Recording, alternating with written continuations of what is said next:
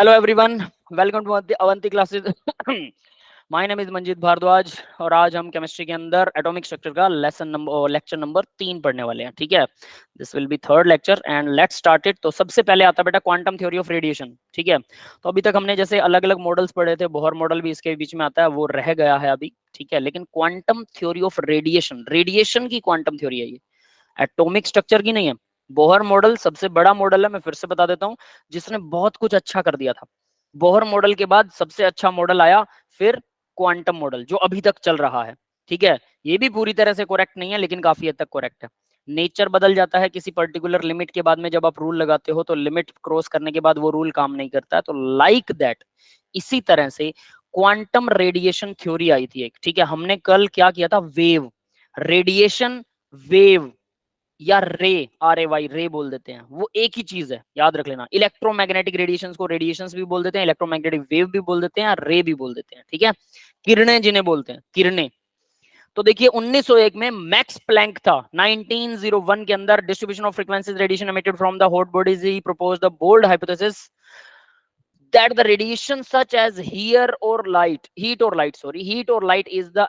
is not emitted continuously but discontinuously in the form of the small packets, that is called quanta. तो quanta की definition उसने दी थी, heat और light is not emitted continuously but discontinuously in the form of packet or quanta. अब हमने जो कल किया था, मैं उससे आपको इससे रिलेट करूंगा. हमने कहा था ना कि रेडिएशंस जो होती हैं, जो वेव होती हैं, वो उसके वो छोटे छोटे पैकेट की मिलकर बनी होती हैं, जिसको हम फोटोन बोलते हैं, बहुत छोटा पार्टिकल. याद है सबको कल वाला? Yes sir. तो वो जो छोटा पार्टिकल है, बहुत छोटा पार्टिकल है, तो पहले ये माना जाता था कि वेव तो कंटिन्यू होती है. भाई साहब, वेव कंटिन्यू कैसे? वो ऐसे होती है, वो चलती रहती है, लो जी, इसमें कुछ पार्टिकल वार्टिकल नहीं है, बस ये कुछ कोई चीज है, कोई लाइन सी है जो कंटिन्यू चल रही है, कोई लाइन है जो कंटिन्यू चल रही है, दैट इज कॉल्ड वेव. ऐसा माना जाता था. ठीक है, लेकिन बाद में प्लैंक्स था, मैक्स प्लैंक्स ने बोला कि रेडिएशन जो होती हैं, जो वेव होती हैं, वो कंटिन्यू नहीं होती हैं. उसने ऐसा बोला, वो कंटिन्यू नहीं होती हैं, वो पैकेट्स की फॉर्म में होती हैं. क्योंकि मैंने आपको बोला था, डी ब्रोगली ने बोला था कि हर चीज में वेव करेक्टर होता है, कोई पार्टिकल है तभी तो चलेगा, वेव बिना पार्टिकल के कैसे चल सकते हैं, ये तो पॉसिबल ही नहीं है. तो फिर मैक्स प्लैंक्स ने सबसे पहले हाइपोथेसिस दिया था, या कह सकते हैं थ्योरी दी थी 1901 में, 1901 में. उसने बोला था हीट या लाइट, हीट पता है ना, गर्मी, तो हीट वेव कौन सी होती है बताना जरा. कल हमने वेव्स का वो पढ़ा था, कौन कौन सी वेव है, किसको याद है भाई? लो फ्रीक्वेंसी से हाई फ्रीक्वेंसी तक सबसे लो फ्रीक्वेंसी कौन सी वेव की होती है? Sir radio. Radio wave. उसके बाद कौन सी आती है? माइक्रोवेव। माइक्रोवेव, है ना. उसके बाद थर्ड नंबर पर माइक्रो के बाद IR, इंफ्रारेड. इंफ्रारेड में क्या होता है? हीट. ये हीट वही है, हीट वेव मतलब इंफ्रारेड वेव की बात कर रहा है. फिर उसके बाद IR के बाद सर यूवी यूवी रे। नहीं, यूवी से पहले बीच में लाइट आती है, व्हाइट लाइट, यस सर, है ना. हीट एंड लाइट, हाँ, हीट एंड लाइट विबग्योर के हिसाब से चलेगा. और उसके बाद में लाइट के बाद आती है, लाइट के बाद क्या यूवी रे। है? UV, ultraviolet. ठीक है, हाँ, अल्ट्रा वायलेट के बाद एक्सरे, एक्सरे, और एक्सरे के बाद गामा रे। गामा के बाद सर एक और था, कुछ सी से करके था, कॉस्मिक वेव. कॉस्मिक रेज, उसमें सारी आ जाती हैं. यस बेटा, उसके आगे वाली. हाँ, तो कॉस्मिक वेव में ही सब कुछ कॉस्मिक वेव के अंदर ही होता है, याद रख लेना. ठीक है, चलिए. तो यहां पर हीट और light is not emitted continuously, इनको बाद में पता लगा है. आप ये कह सकते हैं, मैंने आपको ये चीज पहले से थ्योरी बता दी है कि कोई भी चीज अगर चल रही है, वेव भी अगर चल रही है, तो वो डेफिनेटली वो पार्टिकल तो है. तो इसने यही चीज बताई कि ये एमिट कंटिन्यूस नहीं होता है, मतलब जैसे हमने ये लाइन लगा दी, ऐसी कोई वेव नहीं होती है कि वो ऐसे से चलती रहेगी. वो कह रहा है कि वेव क्या होती है, ये इतना सा वेव है, फिर इतनी सी वेव है, फिर इतनी सी, और ये इस तरह से चलती है. दिस इज नॉट कंटिन्यू, ये बहुत सारे पैकेट्स होते हैं. अब मान लो कि मैंने जो एक डॉट लगाया है, वो एक्चुअल में करोड़ों अरबों डॉट हैं.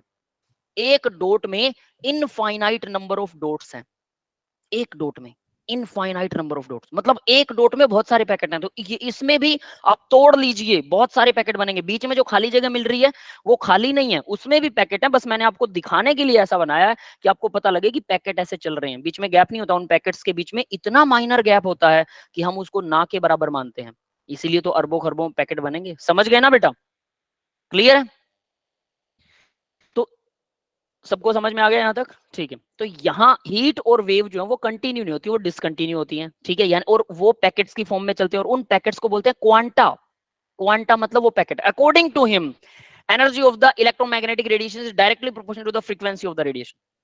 तो इसने मैक्सवेल ने बोला था कि एनर्जी जो है वो फ्रीक्वेंसी के डायरेक्टली प्रोपोर्शनल है। ये हम कल कर चुके हैं, फॉर्मूला याद है सबको? Energy Yes, sir. Energy directly proportional to the frequency of the radiation, ठीक है ना? तो ये वही चीज बता रहा है, E equal H into new, ये रहा ये फॉर्मूला, ठीक है? तो ये हम कर चुके हैं, जस्ट रीड कर रहे हैं किस किस ने दिया था ये, है ना?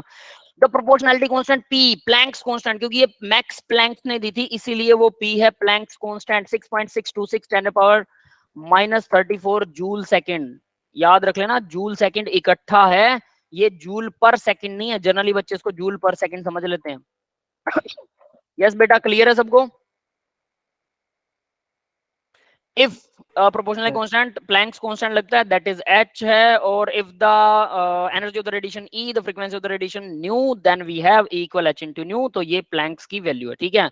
अब ये बोलता है if n is the number of quanta particles particular frequency TE, total energy of the system.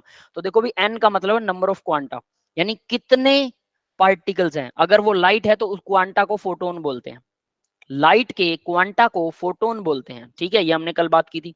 तो photon, number of photon, n मतलब नंबर ऑफ फोटोन। तो ये वाला फॉर्मूला किसी काम का नहीं, अगर होता तो मैं आपको बता देता कि सीधी सी बात है भाई, आपने E निकाला h इंटू न्यू, ये किसकी निकल गया? ये एक फोटोन की, एक फोटोन की एनर्जी निकल गई। क्लियर है? अब मैं कहूं कि 10 फोटोन की एनर्जी बताओ, तो 10 से मल्टीप्लाई कर दो ना। यस यस बेटा, ये समझ में आया सबको? Yes, sir. ठीक है। तो चलिए, तो ये फॉर्मूला हम कर चुके हैं, फिर भी ये प्लैंक्स क्वांटम ने दिया था, और प्लैंक्स ने दिया था, मैक्स प्लैंक ने, तो इसलिए प्लैंक्स कांस्टेंट है। अब यहाँ पर भाई क्वेश्चन दे रखा है इलस्ट्रेटेड 1, क्वेश्चन नंबर 1 देखिए क्या कहता है। Find the ratio of the frequency of the violet light lambda. Lambda क्या होता है भाई, बताया कोई? Sir, wavelength. Wavelength, wave की लेंथ दे रखी है, और वायलेट लाइट है कोई to that of red light, और रेड लाइट रेशो बताना है इनका, रेशो वायलेट और रेड का। वायलेट लाइट का लैम्डा दे रखा है और रेड लाइट का लैम्डा 2 भी दे रखा है, दोनों सेंटीमीटर में दे रखे हैं। ऐसा यूनिट मीटर होता है, याद रख लेना। Also determine the ratio of the energies carried by them, और एनर्जीज का रेशो भी निकालना है, ठीक है? तो लैम्डा दिया है तो फ्रीक्वेंसी निकालिए सबसे पहले। तो क्या करेंगे, हमें पता है C इक्वल H क्या था, न्यू इंटू लैम्डा, याद है भाई सबको? Yes, sir. View equals to C upon C lambda. Equal new into lambda हो जाएगा। तो हमें लैम्डा दे रखा है, तो लैम्डा से हम क्या निकाल सकते हैं, फ्रीक्वेंसी निकाल सकते हैं ना। ये तो कैसे निकलेगी फ्रीक्वेंसी, लैम्डा को इस तरफ ले आओ, तो इसी फॉर्मूले को अगर मैं ऐसे लिख दूं, लैम्डा इक्वल, ये न्यू को नीचे ले गया, C बाय न्यू, तो लैम्डा आ गया। क्लियर है? Yes sir. तो यहाँ आपके पास लैम्डा 1 है, इससे लैम्डा 1 से लैम्डा निकाल रहे हैं क्या? अरे फ्रीक्वेंसी निकालनी है, गलत फॉर्मूला लिख दिया। आप लोग यस कर रहे हो, क्या बात है, चेक करते रहा Sir, करो। मैंने न्यू निकालना बेटा, न्यू। तो ये लैम्डा नीचे चला जाएगा, C बाय लैम्डा आ जाएगा, ठीक है? जो चीज फाइंड करनी है उसका ध्यान सर रखो, C फॉर्मूले तो में तो। कांस्टेंट वैल्यू है ना, C की तो लाइट की तो हाँ हाँ, कांस्टेंट वैल्यू है। यस, लाइट C जो है वो कांस्टेंट है, लैम्डा आपको गिवन है, तो यहाँ से आप न्यू निकाल सकते हो। अब इसने लैम्डा 2 दे रखे हैं, तो पहले न्यू 1 निकाल लो, फिर न्यू 2 निकाल लो, दोनों निकल गए, और यही इन दोनों का रेशो निकाल लो। फ्रीक्वेंसीज का रेशो निकालना है, निकल जाएगा रेशो। क्लियर है? Yes, sir. इसके बाद उसने क्या कहा, एनर्जी निकालो। तो देखो हमारे पास न्यू भी आ गया, लैम्डा भी आ गया। न्यू उसने दे रखा है, न्यू सॉरी लैम्डा दे रखा है, न्यू 1 यहां से फाइंड आउट कर लेंगे हम, इसका न्यू 2 यहां से फाइंड आउट कर लेंगे, दोनों मिल गए। E इक्वल क्या होता है, H इंटू न्यू, सिंपली। तो H को न्यू से मल्टीप्लाई कर दो। या फिर अगर मान लो, सपोज दैट आपको सिर्फ लैम्डा दिया है, मान लो लैम्डा दे रखा है 1 मीटर, ठीक है, और आपको मैं एनर्जी निकालने के लिए बोलूं, तो बताओ जरा एनर्जी क्या आएगी, वो तो H इंटू न्यू होती है। तो क्या पहले न्यू निकालोगे क्या? कैसे करेंगे, आइडिया है कोई? न्यू की जगह पर C बाय लैम्डा पुट कर दो, न्यू यही तो होता है, C बाय लैम्डा। यानी अगर आपको लैम्डा दिया है तो आप इस तरह से तब भी निकाल सकते हैं डायरेक्ट एनर्जी। जरूरी नहीं है कि आपको लैम्डा न्यू निकालना पड़ेगा, न्यू फाइंड करने की जरूरत नहीं है कि उसकी कैलकुलेशन अलग से करो, इसकी अलग से करो, सीधा न्यू की वैल्यू पुट करो, सी वाई लैम्डा। सी क्या होता है? कांस्टेंट है। एच क्या है? कांस्टेंट है। इन दोनों की वैल्यू अपने को पता है। लैम्डा उसने दे रखा है वेवलेंथ, तो तीनों चीजें पता लगी, ई आ जाएगा, डायरेक्ट ई आ जाएगा। समझ में आ गया? ई equal H into new, new की जगह पर सी बाई लैम्डा भी पुट कर सकते हैं। ये बात सबको समझ में आई क्या? Yes sir. ठीक है, तो अब जरा क्वेश्चन देखते हैं भाई। सबसे पहले इन्होंने कैसे कर रखा है, यहाँ पर हमें पता है सी इक्वल न्यू इंटू लैम्डा होता है। ठीक है, तो यहाँ सी स्पीड ऑफ लाइट है, न्यू फ्रीक्वेंसी है और लैम्डा वेवलेंथ है। तो हम यहाँ पर क्या कर सकते हैं, nu one nu two lambda two lambda one, इन्होंने डायरेक्ट ऐसे करके ऐसे दे रखा है 1:2 और इस तरह से रेशो निकाल रखा है। तो क्या ऐसे रेशो निकालने के बजाय हमने जो फॉर्मूला किया वो ज्यादा बेटर नहीं है? सीधा पहले आप लैम्डा न्यू निकालिए, फिर न्यू को डिवाइड कर दो, बस सीधी सी बात है। क्लियर है? हाँ यस भाई। सर। और इन्होंने एनर्जी का भी इसी तरह से वो कर रखा है, तो हमें ऐसा कुछ करने की जरूरत नहीं है। चलो इसकी वैल्यूज भर के मैं आपको दिखा देता हूँ कि ये कैसे निकलेगा। जैसे सबसे पहले हमें क्या निकालना है, न्यू निकालना है, तो न्यू वन निकाल रहा हूं मैं। न्यू वन क्या निकलेगा? सी, सी को सी रखते हैं, डोंट वरी, और लैम्डा वन भर दिया, निकल गया न्यू वन। फिर उसके बाद में मैंने क्या निकाला, न्यू टू निकाल लिया, न्यू टू। तो न्यू टू क्या होगा, सी तो वही रहेगा, लैम्डा टू। लैम्डा वन और लैम्डा टू की वैल्यू आपको दे रखी है, यस गिवन है। कितनी दी हुई है लैम्डा वन और लैम्डा टू की value? Sir lambda 1 is 4.10 into 10 to the power minus 5 centimeter. 4.1, one लगा देते हैं अकेला, -5। ठीक है, सेंटीमीटर में है ये, तो क्या इसको मीटर नहीं बनाना बच्ची? 100 सेंटीमीटर में 1 मीटर होता है, तो इतने सेंटीमीटर में कितने मीटर होंगे? कैसे निकलेगा? 100 से डिवाइड होगा या 100 से मल्टीप्लाई? डिवाइड होगा, तो वो 100 ऊपर चला जाएगा। क्लियर है? मीटर बन गया अभी ये समझ में आया? सर हाँ बेटा। सर हमें तो रेशियो फाइंड करना है, तो फिर हाँ यूनिट हाँ तो हाँ कैंसिल हो जाएगा। हाँ, वैसे तो ठीक है, लेकिन फिर भी अगर हम एक एक करके करें तो थोड़ा यूनिट्स का ध्यान रखना ना हर जगह पर जरूरी होता है। यूनिट से ही कीजिए सारी चीजें।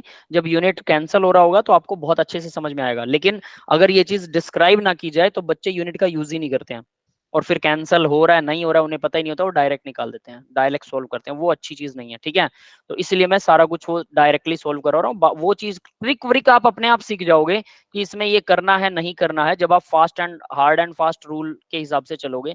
तो ऊपर मैंने 100 से मल्टीप्लाई कर दिया, अब देखिए क्या होने वाला है। ठीक है, न्यू वन और न्यू टू का हमें क्या चाहिए, रेशो। तो nu one divided by nu two, इनका रेशो चाहिए ना, कितना आएगा? न्यू वन था c into 100 divided by 4.1 into 10⁻⁻5, इसके डिवाइड में आएगा c into 100 divided by 6.56 into 10⁻⁻5। तो इसे ऐसे लिख सकते हैं, डिवाइड के डिवाइड में c into 100 divided by 4.1 into 10⁻⁻5, multiply में ये पूरी जो चीज है ये उल्ट पलट के हमारे ऊपर आ जाएगी। ठीक है, ये ऊपर आ जाएगा पलट के और ये नीचे आ जाएगा c इंटू 100। अब देखिए मीटर बनाने के लिए 100 से मल्टीप्लाई किया था तो 100 से 100 कैंसिल हो गया, c से c कैंसिल हो गया, सीधा सीधा हमारे पास क्या बचा, तो nu one by nu two actual में nu two by nu one आ गया, एक हिसाब से उल्टा हो गया वो। यस क्लियर है, lambda by lambda one by lambda two है ना, lambda two by lambda one. तो इसको ऐसे लिख सकते हैं, nu one divide by nu two equal होता है lambda two divide by lambda one. Actual में तो ये रेशो आ रहा है। क्लियर है? Yes sir. यस है ना, सर। ये आपके पास लैम्डा टू है और ये आपके पास लैम्डा वन है, तो ये उल्टा रेशो आ गया एक हिसाब से। ये चीजें जब आप सोल्व करते हैं तो अपने आप आ जाती हैं। कैंसिल हो गए यूनिट, तो अगर बदल भी लिया तब भी कैंसिल हो गए, जनरली यूनिट जरूर बदलिए, ट्रिक अपने आप आ जाएगी। ठीक है, अब उसके बाद E1 और E2, तो इन्होंने देखो E1 बाय E2 जो है वो nu one by nu two होता है, वो बराबर होता है, तो उसका रेशो और इसका रेशो बराबर आएगा, कोई टेंशन वाली बात नहीं है। यहाँ पर भी इन्होंने इक्वल ही शो कर रखा है। ठीक है भाई, समझ में आया? सोल्व करके खुद अपने हाथों से सोल्व करके देखोगे, समझ में आना एक अलग चीज होती है, तभी आपको पता लगेगा कि क्वेश्चन क्या कह रहा है। यस, सबको क्लियर हो गया? सब आसान सा क्वेश्चन है। सर लास्ट स्टेप क्लियर नहीं हुआ, यस तो सर। रेशियो सेम कैसे आया? अच्छा, E1 E2 का, चलो वो भी कर लेते हैं। तो देखो, अब हम E1 बाई E2 निकालते हैं। तो E1 क्या होता है, H into new, new one. E2 क्या होगा, H इंटू न्यू टू, है ना, H तो दोनों का सेम होता है, दोनों का अपने को रेशियो निकालना है। रेशियो निकाला, H से H कट गया, तो हमारे पास क्या आया, nu one by nu two, nu E two, E one by E two, nu one by nu two आ गया। तो nu one by nu two actual में क्या था, nu one by nu two lambda two by lambda one था। तो मैं इसको भी यहाँ पर nu one by nu two का रेशियो तो मैंने निकाल ही रखा है, वही तो निकला था nu one by nu two का रेशियो, है ना, क्लियर है, न्यू वन सर बाई, ये हाँ बोलो, यस सर क्लियर हो। यस समझ में आया। देखो बेटा, हमने ये अलग फॉर्मूला लगाया, ई का फॉर्मूला अलग लगाया, वहां पर न्यू का फॉर्मूला अलग लगाया था, न्यू वन ये निकाला था, न्यू टू ये निकाला था, दोनों को कर दिया डिवाइड, डिवाइड करने पर अपने पास आ गया ये रेशो आ गया। अब इस रेशो को मैंने देखा तो ये lambda two by lambda one था, ठीक है। फिर मैंने ई का फॉर्मूला लगाया, ई टू का फॉर्मूला लगाया, दोनों को डिवाइड किया, तो उसमें भी मेरे को lambda nu one divide by nu two आ रहा था, और न्यू वन न्यू टू क्या है, वो lambda two divide by lambda one है। तो यहां से आप ये कह सकते हैं कि ये शॉर्ट ट्रिक टाइप में फॉर्मूला बन जाएगा कि अगर किसी का रेशो लेने के लिए बोल दे E1 और E2 तो न्यू वन और न्यू टू के बराबर होंगे, क्योंकि एनर्जी डायरेक्टली प्रोपोर्शनल टू क्या होता है, frequency, but energy inversely proportional होती है लैम्डा के, तो इसलिए न्यू वन और लैम्डा वन एक दूसरे के इनवर्स में आएंगे, और एनर्जी भी देखो, एनर्जी लैम्डा के इनवर्स है, क्लियर है, ये ऐसे आता है। Yes sir. और यहाँ पर फिर क्या आ जाएगा, ये लैम्डा टू ऊपर चला जाएगा, क्योंकि इसकी एनर्जी उसके इनवर्स है। तो इस तरह से हमने एक और रिलेशन टाइप में कुछ निकाल लिया, बट इसको याद करने की जरूरत नहीं होती है, ये अपने आप सोल्व हो जाता है जब आप इस तरह के क्वेश्चन करते हैं। और ये क्वेश्चन इसीलिए करवाए जाते हैं ताकि आपको जो रिलेशंस हैं वो अच्छे से समझ में आए, डेप्थ में आपके माइंड में घुस जाए। क्लियर है सबको? Yes sir. ठीक है, आगे बढ़ते हैं बेटा। अब तो इसको मैं यहाँ से इरेज कर रहा हूँ, इरेज करूँ या रहने दूं? सर रहने दीजिए। रहने दो। चलो ठीक है, ठीक है, फिर आगे बढ़ते हैं। नेक्स्ट इलस्ट्रेशन 2, शायद ये एनसीईआरटी के क्वेश्चंस उठा रखे हैं इन्होंने। 100 वाट पावर, हाँ एनसीईआरटी में है ये क्वेश्चन, ठीक है, वही है एनसीईआरटी के सोल्ड क्वेश्चंस है ना, जो वही उठा रखे हैं। तो देखिए 100 वाट पावर का एक सोर्स है जो एमिट करता है ग्रीन लाइट, ठीक है, 100 वाट पावर का एक सोर्स। हाँ वंदिता बेटा बोलिए। सर गलती से रेज हो गया था है। ओके ओके ओके, ठीक है। तो देखिए 100 watt power source emit green light, तो ये ग्रीन लाइट एमिट कर रहा है। इस बात से वैसे हमें कोई ज्यादा वो नहीं है, मतलब नहीं है, लेकिन एक चीज यहां से कंफर्म होती है, जो चीजें आपको कंफर्म होनी चाहिए, ग्रीन लाइट मतलब लाइट की फ्रीक्वेंसी हमारे पास क्या थी, लैम्डा 400 से 700 नैनोमीटर, याद है सभी को? लाइट जो वेव थी मैंने बोला था 400 से 700 नैनोमीटर के बीच में इनकी रेंज होती है, तो ये जरूर याद रख लो, ग्रीन लाइट है तो 400 से 700 के बीच में ही नैनोमीटर में आएगा, नैनोमीटर में, नॉट इन मीटर, नैनोमीटर, ठीक है। उसके बाद इसने बोला इसकी वेव लेंथ जो है वो 5000 एंगस्ट्रोम है, एंगस्ट्रोम। एंगस्ट्रोम के बारे में मैंने बताया था अभी फर्स्ट लेसन में, किसी को याद है एंगस्ट्रोम क्या होता है? Yes sir. बोलिए जरा। Sir 10 to the power 10 metre. -10 metre, ठीक है, -10 और मीटर होता है ये, ठीक है। तो इसने लैम्डा दे दिया, हमें पता है 400 से 700 नैनोमीटर होना चाहिए, या एंगस्ट्रोम में दे रखा है तो कोई बात नहीं, इसमें कोई दिक्कत नहीं है। How many photon per minute are emitted by the source, photon का नंबर बताना है। अब ये तो कुछ और ही कहानी चल पड़ा है ना, आपको लगेगा ये पता नहीं क्या चीज है, फोटोन का नंबर कैसे बताना हमें, ठीक है। तो इसको जरा देखते हैं। सबसे पहले आपको ये पता होना चाहिए कि इसने क्वेश्चन के अंदर एक्चुअल में क्या पूछ रखा है, नंबर ऑफ फोटोन्स पूछे हैं और एनर्जी दे, पावर दे रखी है। तो पावर का आपको फॉर्मूला आना चाहिए, जो कि जनरली पावर का फॉर्मूला जो होता है वो फिजिक्स में पढ़ाया जाता है। तो यहाँ मैं आपको पावर का फॉर्मूला सीधा सीधा बता देता हूँ, ये होती है पावर। जो आपको 100 वाट दे रखा है, वाट का मतलब होता है जूल पर second, work joule, upon time. हाँ ये कह सकते हैं वर्क, हाँ ठीक है, वर्क या एनर्जी एक ही बात है। तो देखो पावर क्या होती है, power work divided by time, ठीक है, हम इसको मान लेते हैं। वर्क क्या होता है भाई, टाइम तो सेकंड में आ जाएगा, है ना। वर्क क्या चीज होती है बताएगा कोई मेरे को? जूल में रिप्रेजेंट करेंगे, एनर्जी और वर्क का सिंबल सेम होता है, और पर सेकंड, तो जूल पर सेकंड। तो इसने बोला पावर जो है वो 100 वाट है, और वाट का मतलब जूल पर सेकंड ही होता है, तो मैं पावर को लिख सकता हूँ 100 जूल पर सेकंड। ये समझ में आया सबको? Yes, sir. Yes, sir. सबसे पहले तो ये आपको पता होना चाहिए, that is the important thing, कि वाट में जूल पर सेकंड होते हैं, ये याद होना चाहिए as per physics formula. It is not used in chemistry, clear cut बता रहा हूँ, फिजिक्स में यूज होता है, लेकिन यहाँ पर कभी कभार यूज हो जाते हैं ऐसे फॉर्मूले। तो अगर आप ये सोचो कि सर आपने तो हमें बताया नहीं, I will not tell you the formulas of physics, वो आपको फिजिक्स में ही करने को मिलेंगे। फिर आप ये कहोगे कि सर हम कैसे करें, फिर हमें कैसे पता होगा? डोंट वरी, ये कभी कभार यूज होते हैं, जब सामने आएंगे उसी टाइम आप वहां पर उसे याद कर सकते हो। इसीलिए मैंने बोला था कि एनसीईआरटी के क्वेश्चन आंसर करना बहुत जरूरी है, उसमें कुछ लीक से हटकर बातें होती हैं जो क्वेश्चन से सीखते हो। थ्योरी में वो चीज नहीं आएगी, थ्योरी में मैं आपको पावर का कभी फॉर्मूला नहीं समझाऊंगा, क्योंकि पूरी केमिस्ट्री में नहीं है। ये एक ही क्वेश्चन है जो पावर का फॉर्मूला यहाँ पर यूज हो रहा है, बाकी कहीं पूरी केमिस्ट्री में आपको नहीं मिलने वाला। वाट नहीं मिलेगा, वोल्ट मिलेगा, वाट नहीं, वी। समझ गए? तो फिर इस फॉर्मूले को यहां पर याद करना जरूरी है। तो पावर क्या होता है भाई, वाट क्या होता है, जूल पर सेकंड, बस इतना याद रखिएगा। लैम्डा इसने दे रखा है, ये लैम्डा 5000 एंगस्ट्रॉम दे रखा है, 10⁻⁻10 से मल्टीप्लाई कर दिया।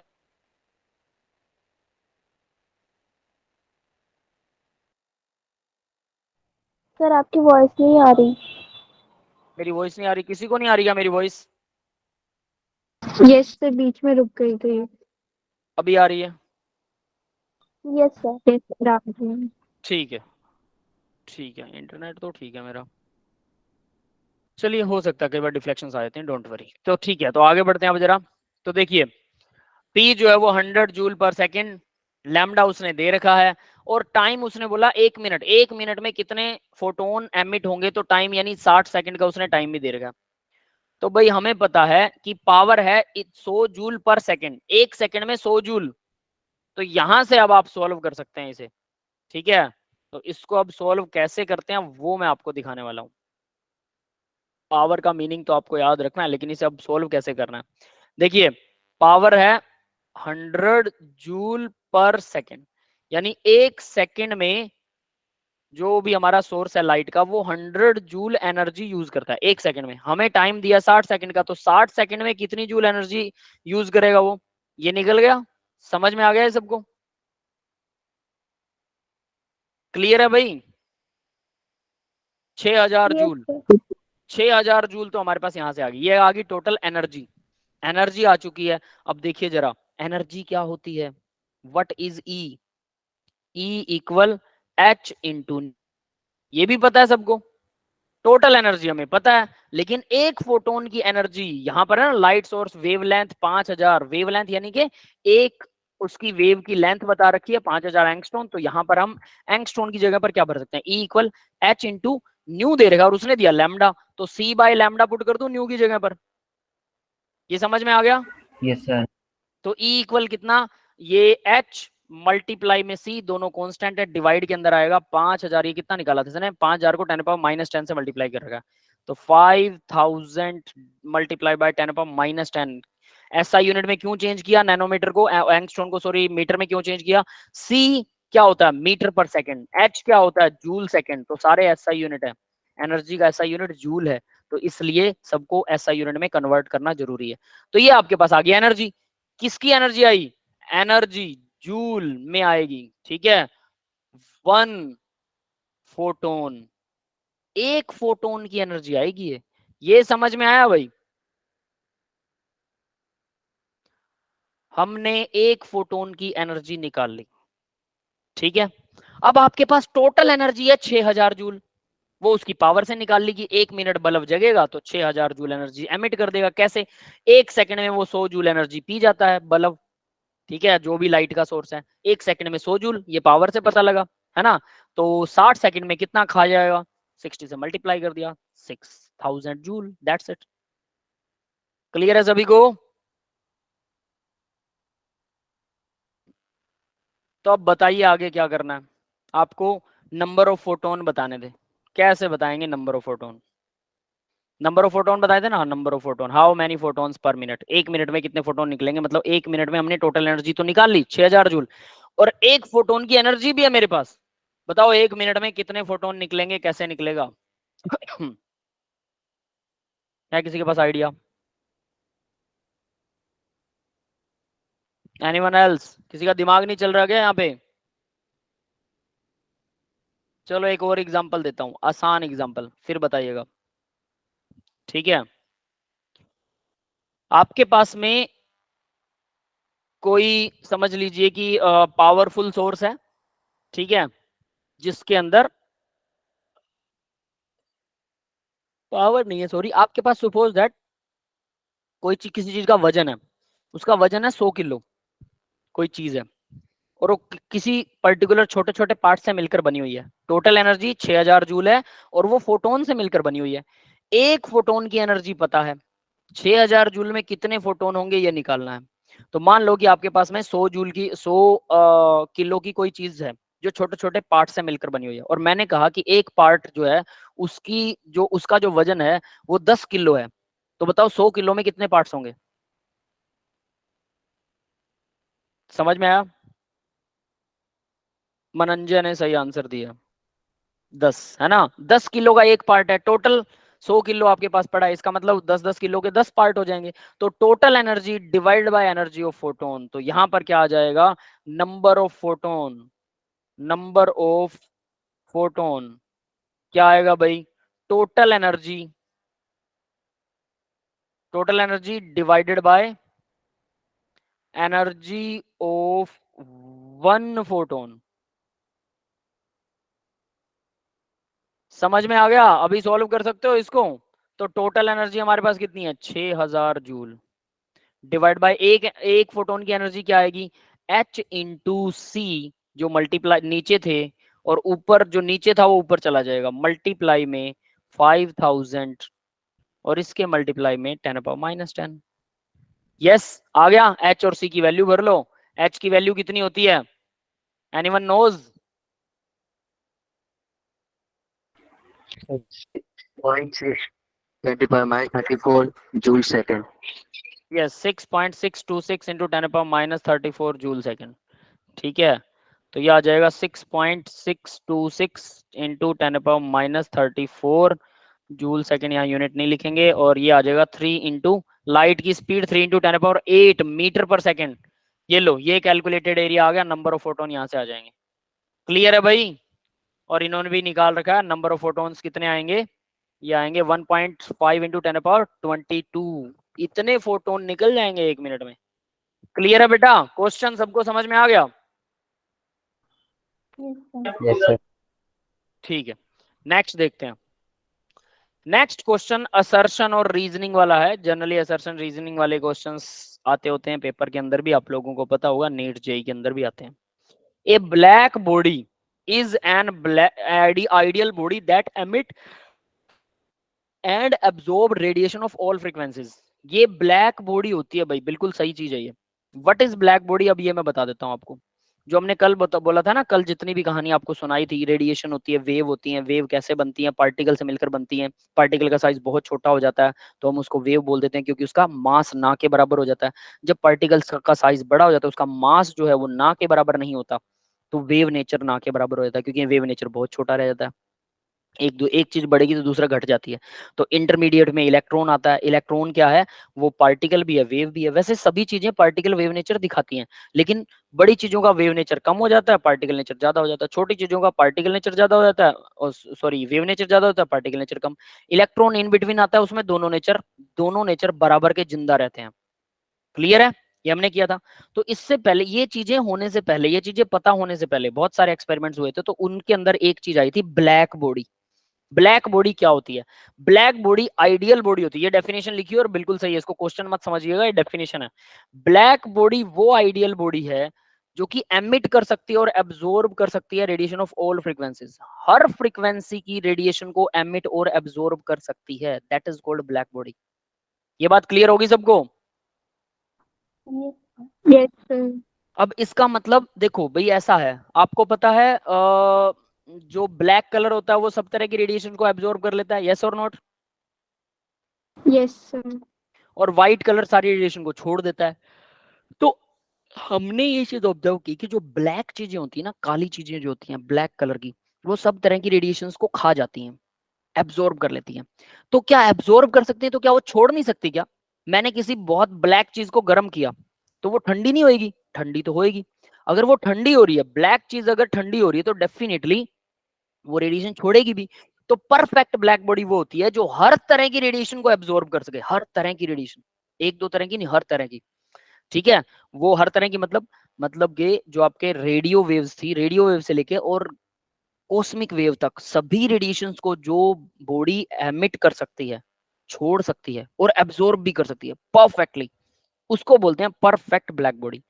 नियरली ब्लैक बॉडीज होती हैं, परफेक्ट ब्लैक बॉडीज नहीं होती। यहां तक ये बात समझ में आ गई सबको, ब्लैक बॉडी क्या होती है?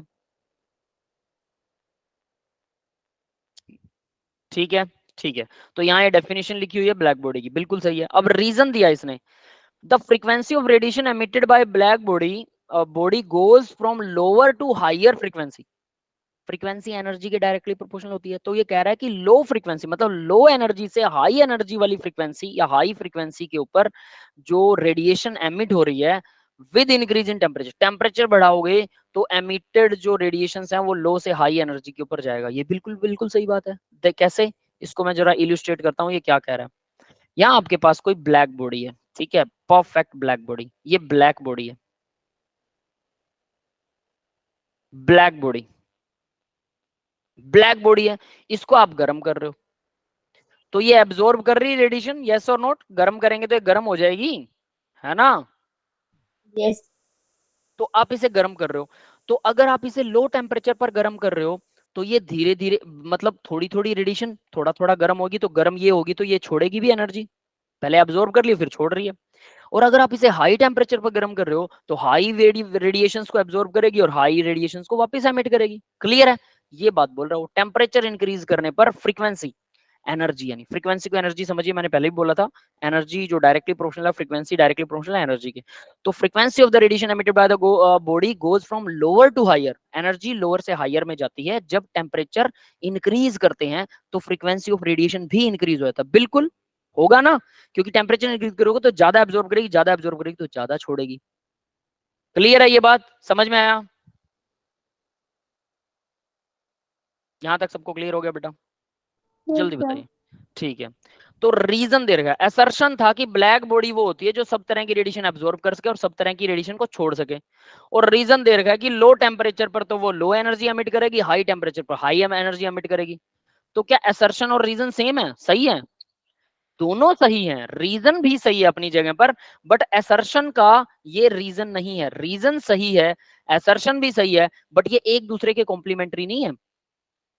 तो ये पहला तो बोलता है both assertion reason are true and reason is correct explanation. Both सही है, दोनों सही है, असर्शन और रीजन दोनों बातें बिल्कुल सही है, बट करेक्ट एक्सप्लेनेशन नहीं है असर्शन की। असर्शन क्या कि वो एब्जॉर्ब क्यों करती है, ब्लैक बॉडी सभी तरह की रेडिएशन क्यों एब्जॉर्ब करती है और सभी तरह की क्यों छोड़ती है, इसका रीजन नहीं है, वो किसी के पास भी नहीं है, ये भी बता देता हूं।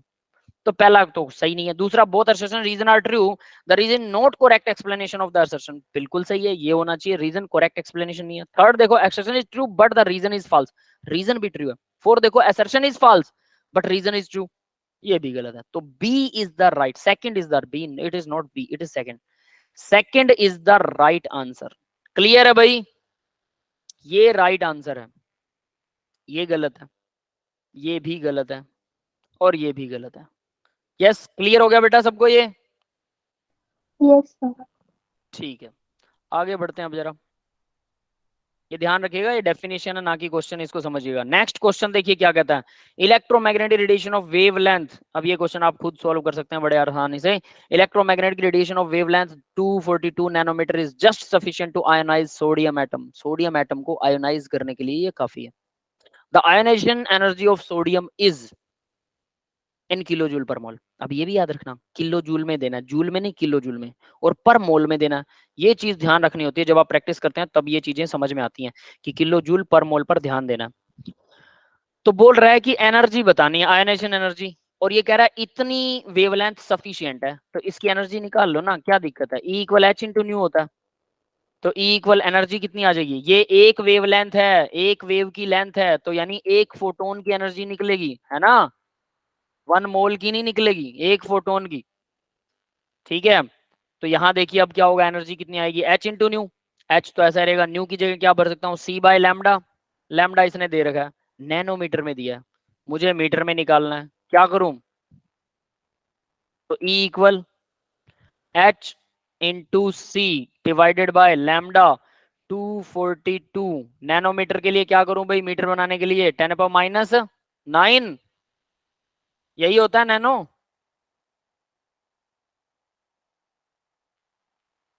ठीक है, तो आपके पास क्या आ गया, एनर्जी आ गई। आयोनाइज, तो देखो electromagnetic radiation of wavelength is just sufficient to ionise sodium atom. Sodium atom है आपके पास, उसको आपने एनर्जी दी 242 नैनोमीटर की वेवलेंथ डाली, और उसने क्या किया, उसने सोडियम का एक इलेक्ट्रॉन बाहर निकाल दिया। ठीक है, एक सोडियम के एटम में से एक फोटोन अगर डलेगा, एक फोटोन एक सोडियम के एटम से इलेक्ट्रॉन बाहर निकाल देगा। उसने पूछा है कि आयोनाइजेशन एनर्जी बताइए। आयोनाइजेशन एनर्जी 1 मोल की होती है, 1 मोल की। क्लियर है? तो यहां तो हमने एक फोटोन का निकाला है, तो मैं यहां लिख रहा हूं फॉर 1 फोटोन। यस बेटा, ये समझ में आ गया, फॉर 1 फोटोन। 1 फोटोन लिख रहा हूं क्या, 1 फोटोन नहीं, क्या लिखेंगे अभी इसको, 1 सोडियम है ना, for 1 sodium atom,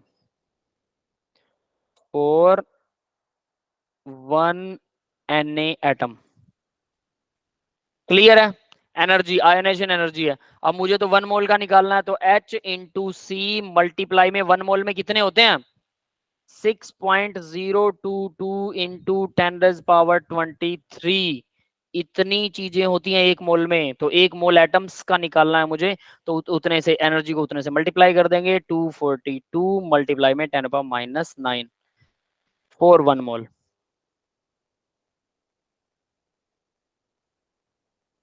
1 mole sodium. Yes, इतनी एनर्जी चाहिए होगी, समझ में आ गया। तो यही पूछी थी उसने। अब उसने बोला किलो जूल पर मोल, तो ये तो जूल निकलेगा, जूल, दैट इज जूल। ठीक है, ये जूल में आएगा भाई, ये है, ये जूल के अंदर है, जूल, ये भी जूल है। किलो जूल कैसे बनेगा, 1000 से डिवाइड हो जाएगा। समझ में आ गया सबको? क्वेश्चन सबको समझ में आया, यस और नॉट? Yes, sir. ये क्वेश्चंस घर जाके दोबारा से करोगे नोटबुक और पेन से, तभी आएंगे, मेरे करने से आपका कुछ नहीं होने वाला। एच की वैल्यू भर रहा हूँ, 6.626 इंटू 10 कितना होता है बताओ, -34। ठीक है, और सी कितना होता है, 3 इंटू 10⁸ और 1 मोल में 6.022 10⁻23।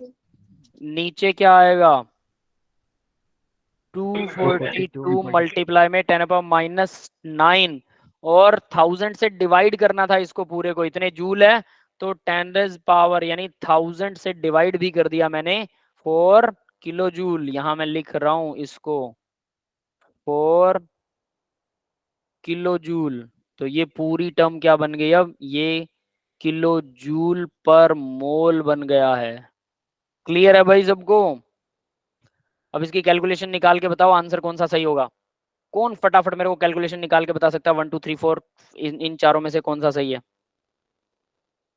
आंसर आपके सामने है, फिर भी कैलकुलेशन अगर नहीं हो रही है तो फिर अच्छी बात नहीं है। बता सकता कोई?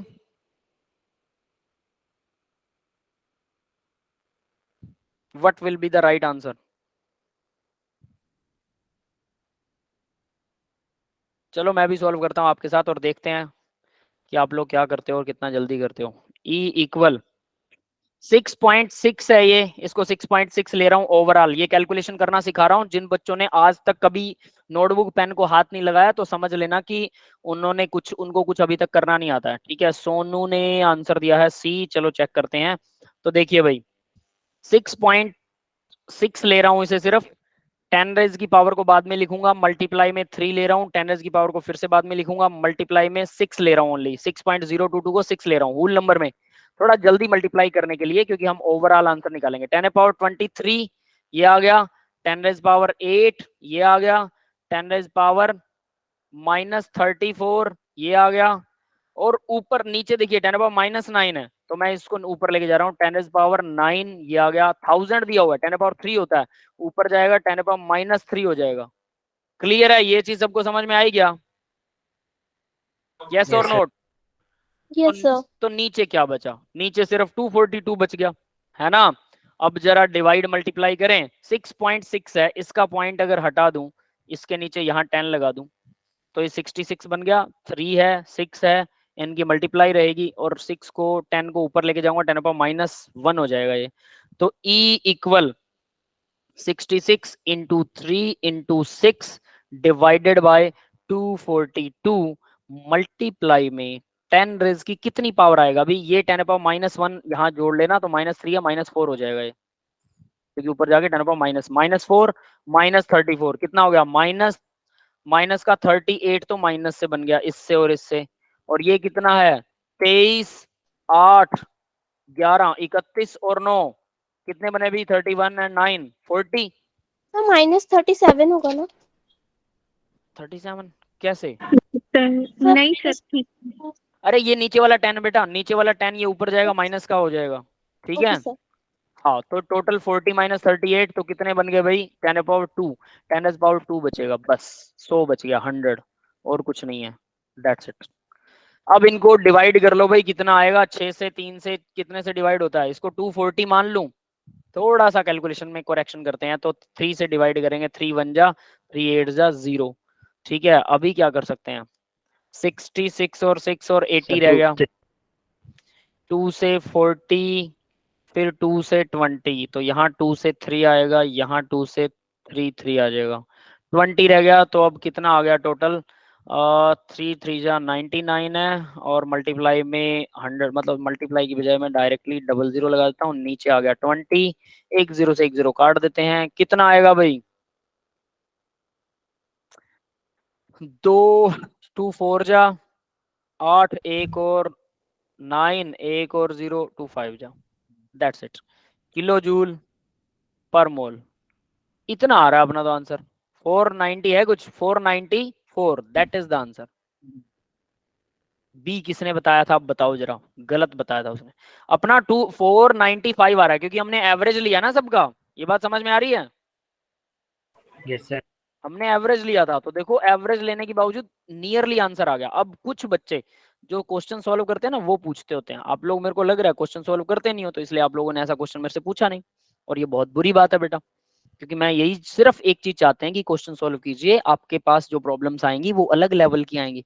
सिर्फ सुनने से अगर बेड़ा पार हो जाता, तो सिर्फ कानों में लीड लगा के और यूट्यूब पे बहुत सारे लेक्चर मिल जाएंगे, सुनते रहिए, जब तक अपने हाथ से नहीं करेंगे। एक फिजिकल टीचर जो प्रेजेंट है आपके सामने, जो लाइव है आपके सामने, मैं लाइव बोल रहा हूँ, रिकॉर्डेड नहीं है ये, आपको कोई प्रॉब्लम आती है उसी टाइम पूछ सकते हो, है ना? और एक फिजिकल टीचर का क्या फायदा है? आपके सामने वो आपकी प्रॉब्लम लेता है। दूसरी चीज, जब तक आप अपने हाथ से नहीं सॉल्व करोगे, तब तक वो चीज आपके दिमाग में नहीं जाएगी। वरना तो यूट्यूब पे बहुत सारे लेक्चर आप आसानी से सॉल्व, मतलब सुनते रहिए, सुनने से तो फिर बहुत अच्छी नॉलेज मिल जाएगी सब तरह की, पर ये पॉसिबल ही नहीं है ना? तो यहाँ देखिए अब जरा, अब मैं इस कैलकुलेशन में एक राज की बात जो बताने वाला हूँ, जो जनरली बच्चों को प्रॉब्लम आती है, राज की बात नहीं है, मतलब कॉमन बात है। तो ये जनरली बच्चों को क्या प्रॉब्लम है? वो बच्चे पता क्या बोलते हैं? सर हम किसी चीज को एवरेज कर रहे हैं, जैसे मैंने 6.626 को एवरेज कर दिया 6.6, 242 को एवरेज कर दिया 240 में, 242 को 240 लिख दिया, फिर कटिंग शटिंग कर दी, 1 का डिफरेंस आया, सिर्फ 1 का। यहाँ देखो आंसर में क्या दे रखा है, आंसर में 516 है, 494 है, एक दूसरे से बहुत दूर है। 494 की बजाय 4.94 है, ये तो बहुत ज्यादा दूर हो गया। 0.50 है, ये भी बहुत ज्यादा दूर हो गया। अगर ऑप्शंस बहुत दूर दूर हैं एक दूसरे से, अगर ऑप्शन बहुत दूर दूर हैं, तो आप एवरेज कर सकते हैं।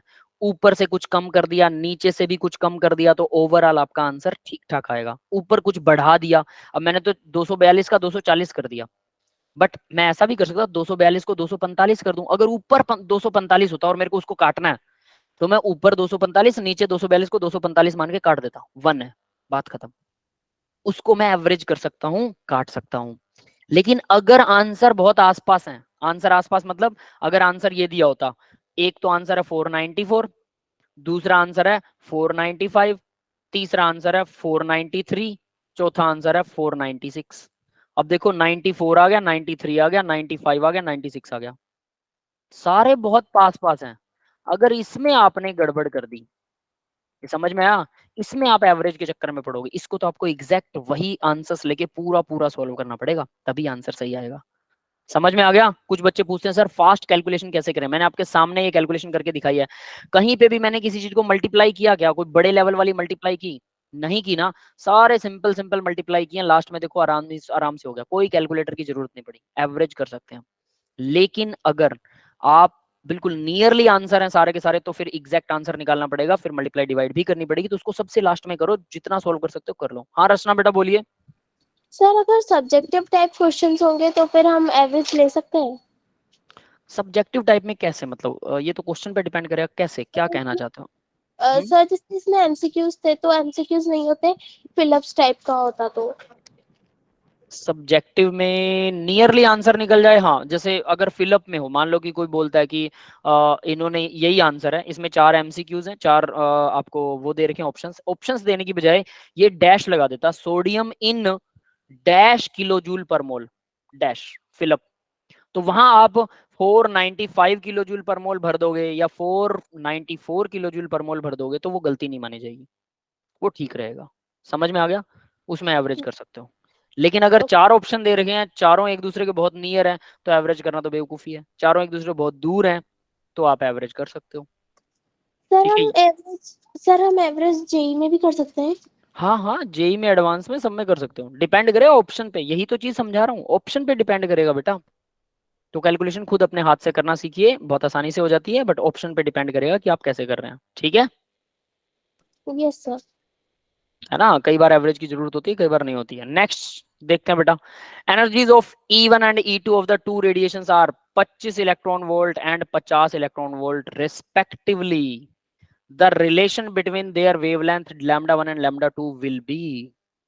एनर्जीज का रिलेशन देगा 25 इलेक्ट्रॉन वोल्ट और 50 इलेक्ट्रॉन वोल्ट। अब मैं आपको ये चीज बताता हूँ, इलेक्ट्रॉन वोल्ट क्या होता है। ईवी, 1 ईवी के अंदर 1.6 इंटू 10⁻⁻19 जूल होते हैं 1 ईवी में। ये रिलेशन आपको याद रखना।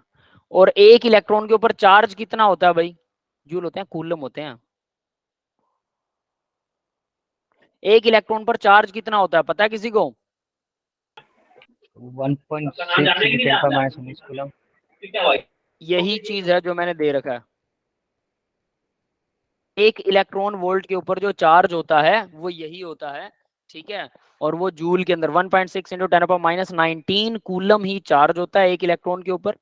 ठीक है, याद रखिएगा 1.6 इंटू 10⁻⁻19 कूलम चार्ज होता है 1 इलेक्ट्रॉन पर। चार्ज, यहाँ मैं चार्ज भी लिखवा देता हूँ ताकि आप इससे रिलेशन कर सकें। चार्ज ऑन 1 इलेक्ट्रॉन, ठीक है, वो इक्वल होता है 1.6 इंटू 10⁻⁻19 कूलम सी। और ये जो चार्ज है, ये चार्ज या फिर आप ये कहें कि इलेक्ट्रॉन वोल्ट बराबर होते हैं एक दूसरे के, तो इसके अंदर इतने जूल होते हैं, बस इतनी सी बात है, इसमें इतने जूल होते हैं, दैट इज इट। क्लियर है? समझ में आ गया बेटा सबको? Yes sir. ठीक है, तो अब जरा देखिए, आपको इलेक्ट्रॉन वोल्ट में जूल पता लग गए, ठीक है, तो एनर्जीज पता लग गई, सीधी सी बात है। एक का 25 इलेक्ट्रॉन वोल्ट है, एक का 50 इलेक्ट्रॉन वोल्ट है, ठीक है। तो एनर्जीज को 1.6 इंटू 10⁻⁻19 जूल होते हैं एक इलेक्ट्रॉन वोल्ट में, तो उन दोनों को इतने से मल्टीप्लाई करना है, तो एनर्जी पता लग गई। ठीक है, फर्दर वो क्या कह रहा है, एनर्जीज का टू रिलेशन बिटवीन देम, तो रिलेशन क्या होगा भाई? एक 25 है, एक 50 है, 1.6 इंटू 10⁻⁻19 से ही दोनों को मल्टीप्लाई करना है, तो दोनों के बीच में रिलेशन 1:2 का रहेगा। तो λ1 इज 1, λ2 इज 2 λ2। कैसा रहेगा? ये एनर्जीज का रेशो है, और वेवलेंथ का रेशो निकालना है, ये भी ध्यान रख लेना। एनर्जी और वेवलेंथ बराबर नहीं होती है, आप लोग थोड़ा गड़बड़ कर रहे हो। E1 equal H into new, तो E1 को मैं न्यू 1, ठीक है, E1 को मैं बोल सकता हूं H इंटू λ1। और E2 क्या होगा? E2 इक्वल, सॉरी λ1 नहीं, क्या होगा भाई? सर न्यू की लैम्डा जगह 2 होगा। C/λ1, न्यू की जगह पर C/λ1 भर सकता हूं। Yes sir. E2 equal HC divided by λ2, ठीक है, ये पुट कर दिया। एनर्जी E1 और E2 दे रखा है 25 इलेक्ट्रॉन वोल्ट। ठीक, 25 इलेक्ट्रॉन वोल्ट की जगह पर मैं क्या पुट कर सकता हूँ यहाँ पे, तो 25 EV की जगह मल्टीप्लाई कर दूं 1.6 इंटू 10⁻⁻19। अब ये जूल बन गया, तो ये इक्वल है HC डिवाइडेड बाय λ1। सेम दूसरे वाला क्या है, इसकी जगह भर सकते हैं 50 इंटू 1.6 इंटू 10⁻⁻19 इक्वल है HC डिवाइड बाय λ2। λ1 और λ2 के बीच में रिलेशन बताना है, तो क्या रिलेशन है, HC से HC कट जाएगा, 1:2 वही रहेगा, कोई दिक्कत वाली बात नहीं है। ये समझ में आया, तो पहला ही आंसर होना चाहिए। Yes sir. क्लियर है, बट एट लीस्ट चेक जरूर करो, ऐसे ही सिर्फ एनर्जी को देख के आंसर मत लगा दो, ये सही नहीं होगा। ठीक है बेटा, आगे बढ़े, सबको समझ में आ गया? Yes sir. ठीक है, आगे बढ़ते हैं फिर। Next, photo electric effect. Now अब हम फोटो इलेक्ट्रिक इफेक्ट करने वाले हैं। What is photo electric effect and how it works.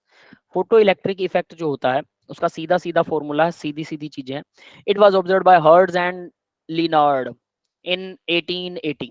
ठीक है, हर्ट्ज था, HZ जिसके नाम पर फ्रीक्वेंसी होती है ना HZ, ये वही बंदा है हर्ट्ज।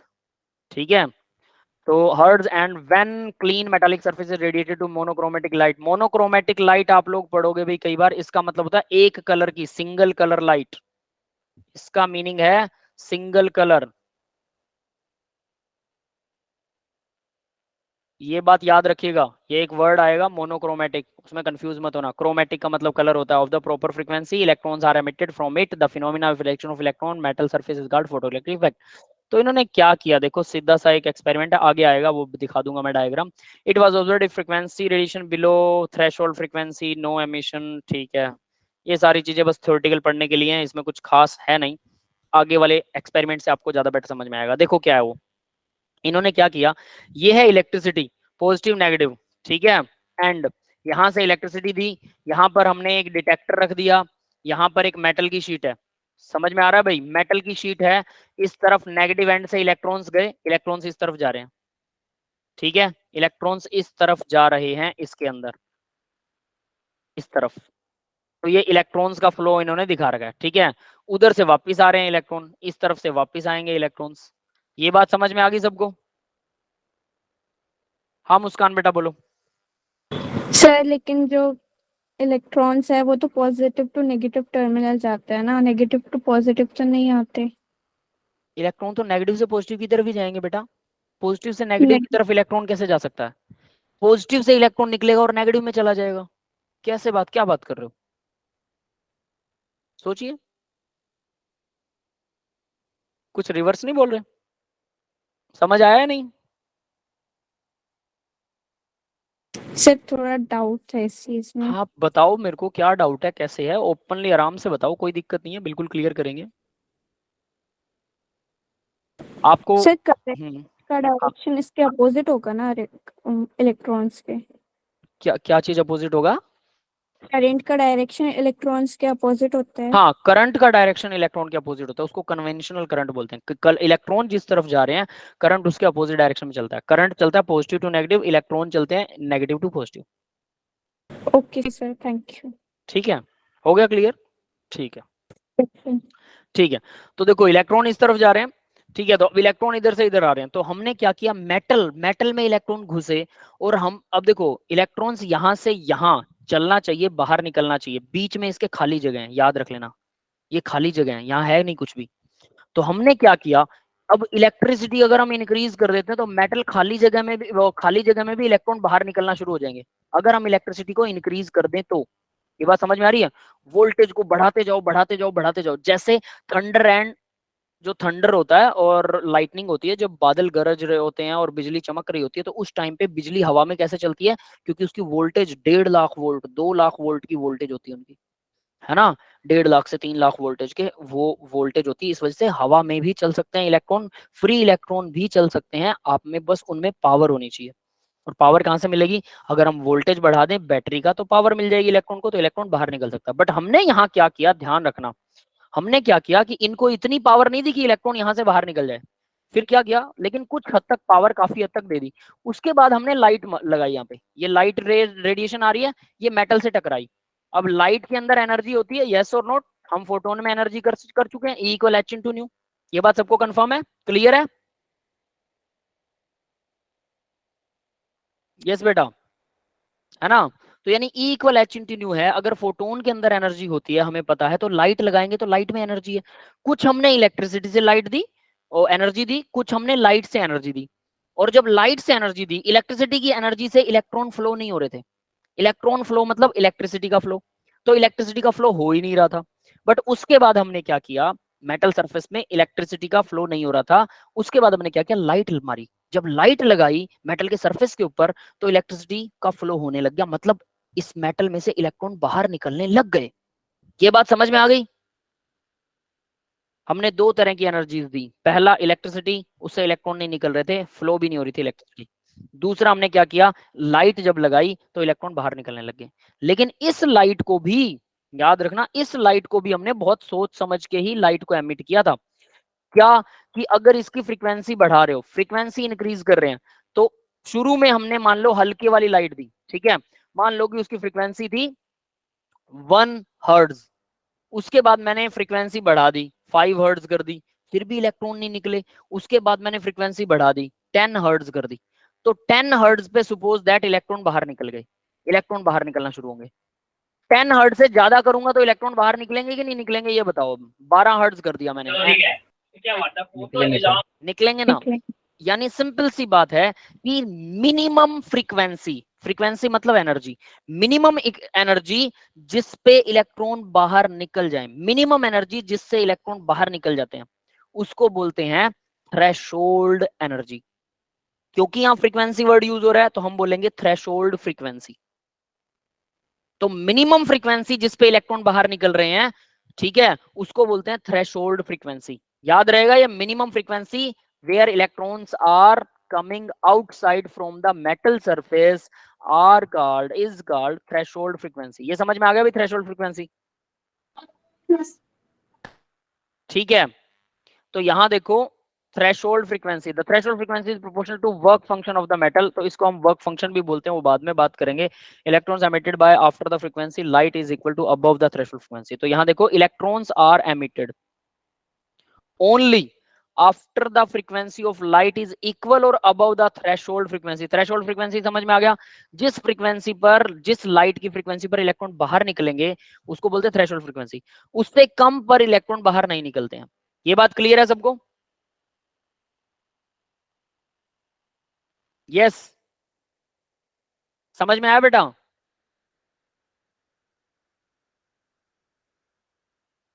ये बात समझ में आई सबको? सभी सो रहे हैं क्या? सर एक बार फिर से समझा दो, थोड़ा सा डाउट रह गया।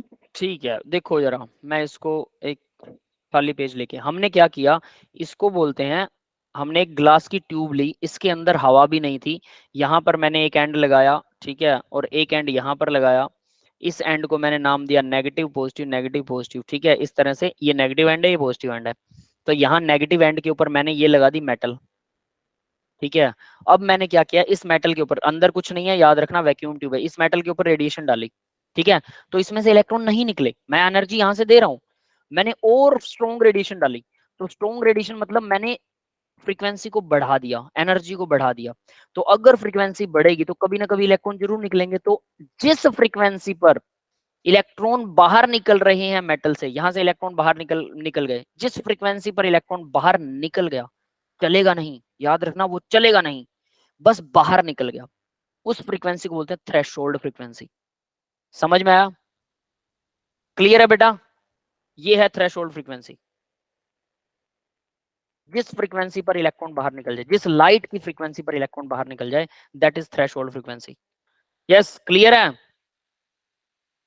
Yes sir. Yes sir. ठीक है, अब बात करते हैं कि अगर उससे ज्यादा एनर्जी दे तो अब यहां पर देखिएगा जरा, यहां क्या कहना चाहता हूं मैं, वो अब आपको समझ में आएगा। मैंने उसको H इंटू न्यू एनर्जी दी, H इंटू न्यू, ठीक है। किसको एनर्जी दी? लाइट को एनर्जी दी, ठीक है। तो इलेक्ट्रॉन बाहर निकल गया, तो मैंने इस न्यू को बोल दिया न्यू नोट। न्यू नोट का मतलब है थ्रेशोल्ड फ्रीक्वेंसी। अब मैंने एनर्जी और दे दी इसको, मैं एनर्जी दे रहा हूं H इंटू, यानी कि जो मैंने एनर्जी दी है h इंटू न्यू एनर्जी दी है, जिसमें से h इंटू न्यू नोट तो यूज हो गई एनर्जी किस चीज में, इलेक्ट्रॉन को बाहर निकालने में। ठीक है, मैं डायरेक्टली एनर्जी लिख देता हूं, इसको ज्यादा बेटर रहेगा। h into new energy use हो गई है इलेक्ट्रॉन को बाहर निकालने में, प्लस बाकी की एनर्जी का क्या होगा। तो यहां पर अगर हमारे पास वो बॉक्स है और इसमें से इलेक्ट्रॉन बाहर निकल रहा है, तो इलेक्ट्रॉन जब चलने लगेगा इट विल मूव ना, ये फास्ट मोशन में निकलने, मतलब एक दो दो तरह से काम हुआ। जब मैंने लाइट लगाई तो लाइट ने दो काम किए, एक तो इलेक्ट्रॉन को बाहर निकाला, बाहर निकालने में जोर लगेगा, एनर्जी होगी h into nu note. Note नीचे पैरों में जीरो लगा हुआ है, दैट इज कॉल्ड नोट, और इसको सब स्क्रिप्ट बोलते हैं। सब मतलब नीचे, सुपर स्क्रिप्ट होता है एक ऊपर, ठीक है, सिर पर लगाना। तो ये पैरों में h into nu note, that is threshold frequency. जिस फ्रीक्वेंसी पर, अब देखो h इंटू न्यू नोट है, इसका मतलब ये क्या है, h इंटू न्यू नोट तो एनर्जी होती है, तो इस एनर्जी पर इलेक्ट्रॉन बाहर निकल गया। ठीक है, ये बात समझ में आई होगी। तो इस एनर्जी के ऊपर इलेक्ट्रॉन बाहर निकल गया, इलेक्ट्रॉन विल बाहर निकलेगा, इजेक्टेड, इलेक्ट्रॉन विल इजेक्टेड। ठीक है, इस एनर्जी के ऊपर इलेक्ट्रॉन बाहर निकलेगा, इसी को बोलते हैं, और ये एनर्जी है, it is energy. Also called work function, work function. Clear है भाई?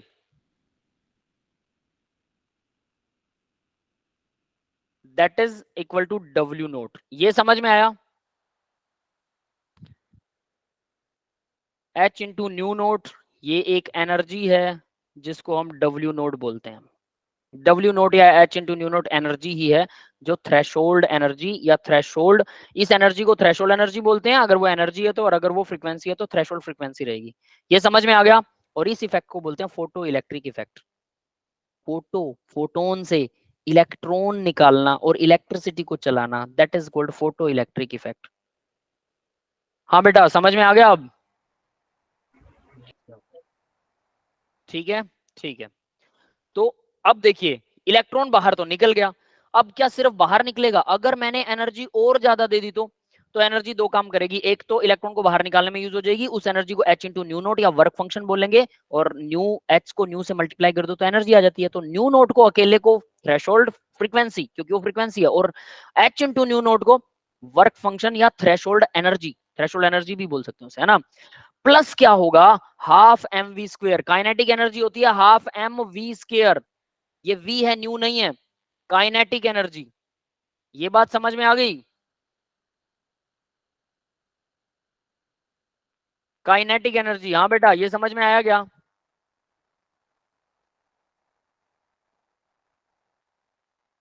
ये सबको क्लियर है?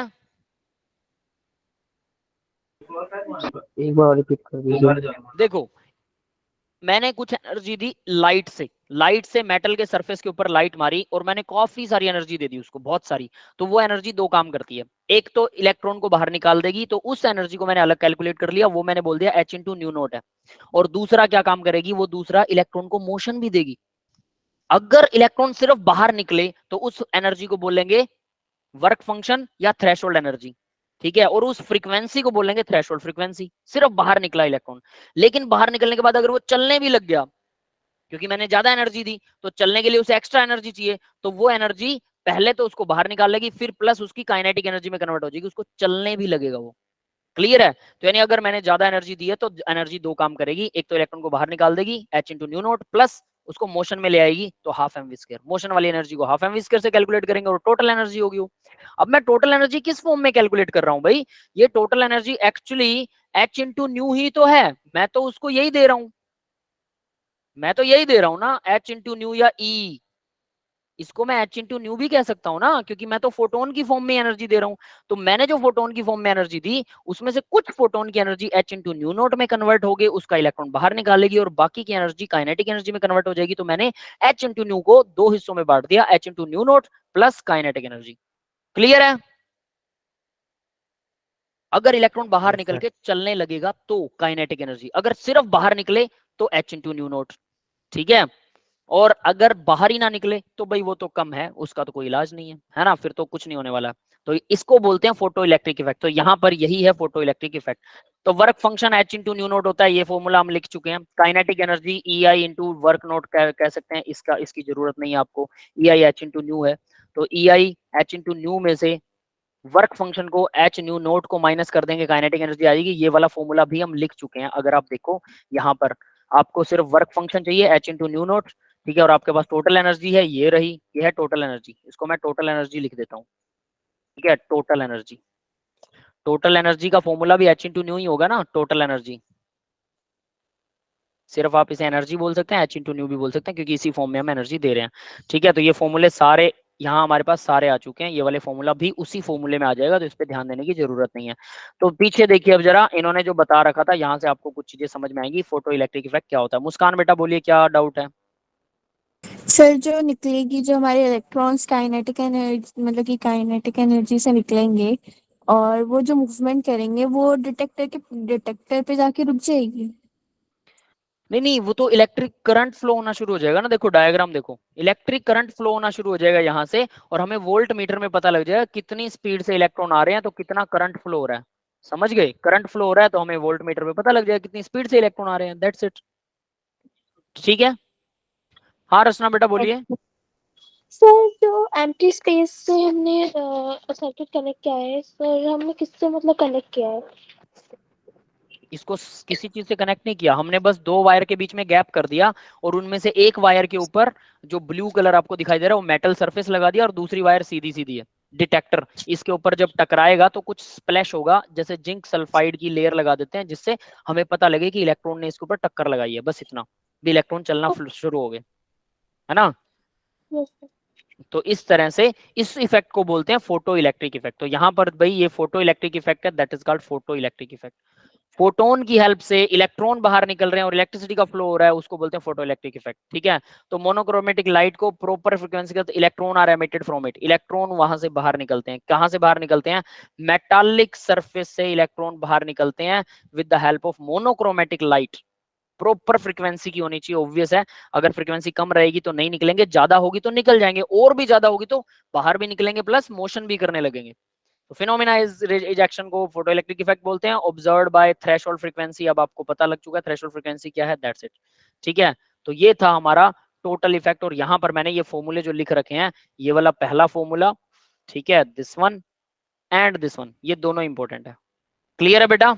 ये दोनों फॉर्मूले अब आपको याद होने चाहिए। ये तो देखो फॉर्मूला नहीं है एक्चुअल में, ये तो सिर्फ इसका नाम है, फॉर्मूला तो सिर्फ एक ही है। अगर आप सही समझो तो ये सिर्फ इतना ही फॉर्मूला है, ये वाला है एक फॉर्मूला।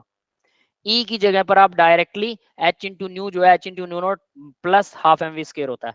सिंपल याद रखने का तरीका, यहाँ मैं उसको मेंशन कर देता हूँ। H इंटू न्यू, एनर्जी जो हमने दी किसको? मेटल सरफेस को, वो इक्वल होती है, दो पार्ट्स में डिवाइड होती है। H इंटू न्यू नोट, एक वो एनर्जी जो मेटल सरफेस से इलेक्ट्रॉन बाहर निकाल देगी, plus half M we square, उसको मोशन भी देगी। अगर वो मेटल से सरफेस, अगर वो एनर्जी कम है तो वो बाहर नहीं निकालेगी भाई, एनर्जी क्या करेगी, वो इलेक्ट्रॉन अंदर ही रह जाएगा। फिर इन दोनों में से कोई काम नहीं होगा, ये दोनों में से कोई काम नहीं होने वाला फिर। क्लियर है? तो ओवरऑल सिर्फ यही फॉर्मूला है, दैट इज इंपॉर्टेंट, बाकी सब पढ़ने और समझने की चीजें हैं। वो इसी को वर्क फंक्शन बोल देते हैं, इसी और इस फ्रीक्वेंसी को, अकेली फ्रीक्वेंसी को थ्रेशोल्ड फ्रीक्वेंसी, दोनों को टोटल थ्रेशोल्ड एनर्जी, और इस थ्रेशोल्ड एनर्जी को ही वर्क फंक्शन बोल देते हैं। इसी के दो तीन नाम फालतू के नाम दे रहे हैं, ठीक है। क्लियर है? Yes sir. सबको समझ में आ गया? ठीक है, that is photo electric effect. तो ये इसका फॉर्मूला है फोटो इलेक्ट्रिक इफेक्ट का। अब देखिए भाई, calculate the velocity of the electron ejected from the platinum surface when radiation of 200 nanometre falls on it. 200 nanometre की रेडिएशन उसके ऊपर गिरती है, और प्लैटिनम का देखो वर्क फंक्शन बता रखा है उसने, वर्क फंक्शन ऑलरेडी बताया हुआ है। इसका मतलब क्या है? यानी कि डब्ल्यू नोट बता रखा है। डब्ल्यू नोट क्या होता है? H इंटू न्यू नोट होता है ना। मतलब मिनिमम फ्रीक्वेंसी, थ्रेशोल्ड एनर्जी दे रखी है 5 इलेक्ट्रॉन वोल्ट के अंदर, और 1 इलेक्ट्रॉन वोल्ट 1.6 10 पर माइनस 19 जूल होता है, ये हम पहले बात कर चुके हैं। तो टोटल क्या करें इसको, सीधी सी बात है, तो वर्क फंक्शन हमें दे रखा है कितना, H इंटू न्यू नोट है वो, उसकी वैल्यू है 1.6 इंटू 10 पर माइनस 19 को मल्टीप्लाई कर दो 5 से, ठीक है। इतना उन्होंने वर्क फंक्शन दे रखा है, और इसको मैं लिख सकता हूँ H इंटू न्यू नोट लिख सकता हूँ, बिल्कुल लिख सकता हूँ। ये बात समझ में आई जो दिया हुआ है उसने, जो गिवन है, क्लियर है? वर्क फंक्शन दिया है, इसका मतलब वर्क फंक्शन ये होता है। 19 क्या कह रहे हो बेटा? सर W नॉट आ जाएगा वर्क फंक्शन हमें दिया इस हुआ है, ठीक है। देखिए वर्क फंक्शन तो गिवन है, अब उसके बाद उसने क्या वेलोसिटी कैलकुलेट करनी है। उसने टोटल रेडिएशन 200 नैनोमीटर की दी, मतलब इससे तो ज्यादा दी होगी तभी वो आ रहा है। तो मैंने क्या बोला था, सीधा फॉर्मूला लगाओ, h इंटू न्यू इक्वल होना चाहिए h into nu naught plus half M v square, half M v square. तो h इंटू न्यू उसने 200 नैनोमीटर दिया एनर्जी, तो 200 नैनोमीटर को तो हमें मीटर बनाना पड़ेगा, और न्यू की जगह पर क्या लिखें, c बाय लैम्डा। लैम्डा कितना है, 200 है। नैनोमीटर, नैनोमीटर की जगह 10⁻⁹ से मल्टीप्लाई कर दो, मीटर आ गया। इक्वल क्या आएगा, h इंटू न्यू नोट, वो तो दे ही रखा ऑलरेडी उसने, वो 1.6 इंटू 10⁻⁹ मल्टीप्लाई में 5, ठीक है। और प्लस में half M we square, half m, mass of electron कितना होता है भाई, याद है किसी को? Mass of electron, charge of electron हम बात कर चुके हैं। मास ऑफ इलेक्ट्रॉन 1.9 इंटू 10⁻⁻, कितना होता है, याद है किसी को? -24 27 kg, किलोग्राम, -24 किलोग्राम होता है। सर ग्राम। क्या होता है, ग्राम होता है। दोबारा से एक देखो भाई, सर -24 ग्राम। ये ग्राम होता है, ठीक है। तो हमें 27 किलोग्राम, क्योंकि केजी में होता है ना वेट, तो वेट का मास का यूनिट जो है ऐसा यूनिट उसमें होगा, ठीक है। तो 1.9 इंटू 10⁻⁻27 के किलोग्राम इंटू क्या होगा, वी स्क्वायर। वेलोसिटी ही तो निकालनी है, बाकी सारी चीजें दी हुई हैं तो निकाल सकते हो। Calculate the velocity of electron. Yes बेटा, तो मैंने सारी वैल्यूज भर दी हैं, एच और सी आपको पता है, ये आपको पता है, ये आपको पता है, सिर्फ वी की वैल्यू निकालनी है। You can find the v also. Clear है? यस, सबको समझ में आ गया? Yes sir. ठीक है। नेक्स्ट देखिए, the photon of light 400 nanometre fall on the metal surface, result photoelectrons are ejected, बाहर निकल जाते हैं, जिनकी वेलोसिटी दे रखी है। Find kinetic energy emitted by the, kinetic energy निकालनी है, वर्क फंक्शन निकालना है। सिंपल है, सारा कुछ दे रखा, अगर आप ध्यान दो तो हमें h इंटू न्यू, फॉर्मूला वही लगाना है, h into nu naught plus half M v square, ये फॉर्मूला लगाना है। h into nu total energy है, तो इसने बोला फोटोन की लाइट इतने नैनोमीटर गिरती है, लाइट लैम्डा पता है, तो लैम्डा से एनर्जी निकल जाएगा, h c बाय लैम्डा, है ना। लैम्डा 400 नैनोमीटर है, तो यहाँ पे मैं 400 मल्टीप्लाई में 10⁻⁹ भर देता हूँ, मीटर आ गया ये। ऐसा यूनिट बनाना है। A result photoelectrons are ejected, photoelectron eject हो जाते हैं जिनकी वेलोसिटी दे रखी है उसने, हाफ एम वी स्क्वायर की वैल्यू दे रखी है। तो h इंटू न्यू नोट नहीं दिया, but half M we square की वैल्यू दे रखी है 6.4 इंटू 10⁵ मीटर पर सेकेंड। अब देखो यहां से आप h तो पता ही होता है, न्यू नोट निकाल सकते हो। तो उसने बोला kinetic energy of the emitted photo electrons की काइनेटिक एनर्जी निकालिए। सॉरी, वेलोसिटी दे रखी है, मैंने काइनेटिक एनर्जी भर दी, गड़बड़ कर दी, है ना। हाफ मास इलेक्ट्रॉन का 1.9 इंटू 10⁻⁻27 और सर वी स्क्वायर। यस बेटा, सर 9.1 होगा ना, 1.9 नहीं होता।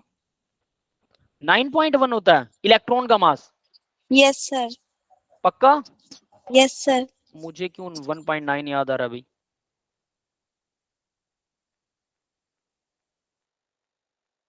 लेट मी चेक बेटा। हाँ, 9.1 इंटू 10⁻⁻27 ग्राम होता है, तो 31 किलोग्राम होता है। गड़बड़ कर रहे हैं हम, रुकिए जरा, सही करते हैं फिर इसको। ठीक है ठीक है, मुझे उल्टा याद आ रहा है, ये आएगा 9.1 इंटू 10⁻⁻31 ग्राम होता है वो, केजी के अंदर -31 आएगा, इंटू वी स्क्वायर। वी उसने दे रखा है, वेलोसिटी कितनी है 6.4 इंटू 10⁵ तो ये सब कुछ दे रखा है। उसने पहले पूछा है काइनेटिक एनर्जी, काइनेटिक एनर्जी के लिए क्या करें, बस इतना इतना इतना इतना सोल्व करो, ये काइनेटिक एनर्जी आ गई, half M we square kinetic energy होती है, ठीक है। ये काइनेटिक एनर्जी निकाल दी। वर्क फंक्शन पूछा है, तो h इंटू न्यू नोट की वैल्यू आपको निकालनी है, दैट इज वर्क फंक्शन, उसको उस तरफ ले जाओ तो दोनों चीजें सोल्व होगी। यस, क्लियर है बेटा? ये चीज क्लियर है ना? सभी को, और ये हम यहाँ पर इसे करेक्ट करेंगे 1.6 इंटू 1.9 वाला ये करेक्ट करेंगे, ठीक है। ये आएगा 9.1 इंटू 10⁻³ kg, ठीक है।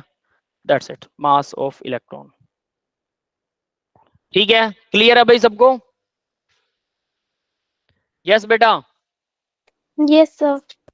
ठीक है, दैट्स इट। यही था आज के लेक्चर में, ये कुछ क्वेश्चंस थे। That's all for the today's lecture. अब मैं रिकॉर्डिंग ऑफ कर रहा हूँ। ये सारे क्वेश्चंस आप दोबारा से करके देखिएगा, जो भी चीज याद रखने लायक है वो याद रखिएगा, जैसा कि मास ऑफ इलेक्ट्रॉन और चार्ज ऑफ इलेक्ट्रॉन, ठीक है। मुझे 1.9 याद आ रहा था, आई डोंट नो व्हाई, कई बार मिस्टेक्स हो जाती हैं, वो कहते हैं ना दिमाग में कुछ और ही चलता रहता है।